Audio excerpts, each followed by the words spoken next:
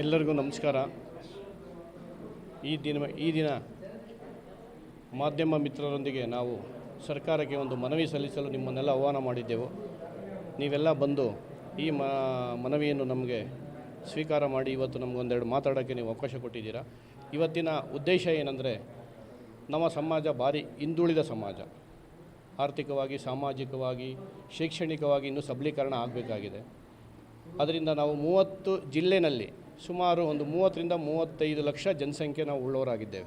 ಸುಮಾರು ಒಂದು 20 ರಿಂದ 25 ತಾಲೂಕುಗಳಲ್ಲಿ ನಿರ್ಣಾಯಕರಿದ್ದೇವೆ. ಆದರೂ ನಮ್ಮಲ್ಲಿ ಶಕ್ತಿ ಇಲ್ಲ.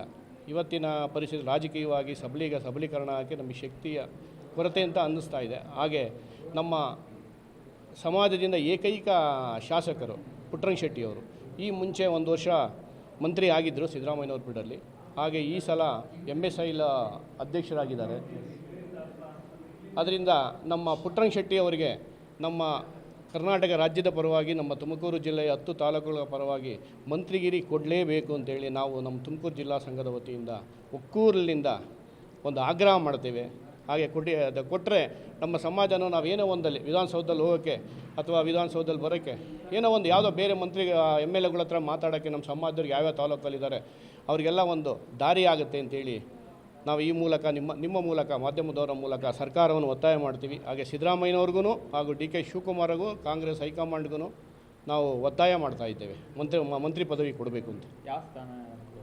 ಇಲ್ಲ ಮಂತ್ರಿಗಿರಿ ಅಲ್ಲ, ಖಾತೆ ಏನಿಲ್ಲ, ಒಂದು ಮಂತ್ರಿ ಪದವಿ ಬೇಕು. ಯಾವುದೋ ಒಂದು ಮಂತ್ರಿ ಪದವಿ ಕೊಡಲಿ ನಮ್ಮ ಸಮಾಜಕ್ಕೆ ಫಸ್ಟು.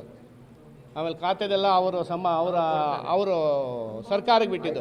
ಅನುಭವದ ಮೇಲೆ ಏನು ಮಾಡ್ತಾರೋ ಅದನ್ನು ಮಾಡ್ತಾರೆ. ಸತಿ ಹಿಂದುಳಿದವ್ರಿಗೆ ಸಮಾಜದ ಕೊಟ್ಟಿದ್ದರು, ಅದನ್ನೇ ಕೊಟ್ಟರು ನಮ್ಮ ಪುಟ್ಟರಂಗಶೆಟ್ಟಿಗೆ ಒಳ್ಳೆಯದು. ಯಾಕೆ ನಾವು ಹಿಂದುಳಿದಿದ್ದೀವಿ, ಒಂಚೂರು ಏನೋ ನಮ್ಮ ಸಮಾಜಕ್ಕೆ ಏನೋ ಒಂದು ಅನುಕೂಲ ಆಗ್ಬೋದು.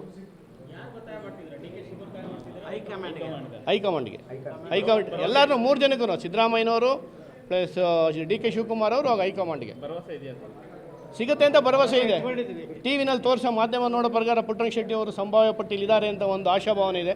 ಅದಕ್ಕೆ ಇವತ್ತು ನಾವು ನಿಮ್ಮನ್ನು ಕರೆದುಬಿಟ್ಟು ನೀವು ಒಂಚೂರು ಹಾಕಿ ಇನ್ನೊಂಚೂರು ಬರಲಿ ಅಂತ ಹೇಳಿ ಈ ಮೂಲಕ ನಾವು ತಿಳಿಸ್ತಾ ಇದ್ದೀವಿ. ಸಹಕಾರ ಇಲ್ಲ.